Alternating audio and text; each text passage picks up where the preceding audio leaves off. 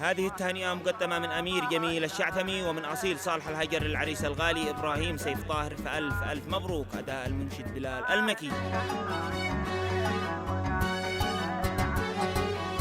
أقوى حروف صاغها الشاعر تسجل اليوم بالجيتار، أصيل بالتهنئة مبادر وهدى أمير للعريس تذكار. مبروك لك يا ولد طاهر بعداد ما شنت الأمطار، الكل لليوم بيناظر يحضر ويسمر مع السمار، ويقول يا الجيد والباهر وصاحب القدر والمقدار، مبروك يا نجمنا الظاهر دم المسرة مدى الأعمار. محلى ولد سيفي يا ساتر تشع من وجهه الأنوار، وكل من في العرس حاضر يرقص على الطار والمزراه، برضى الرجم سلوة الخاطر ذي تخطف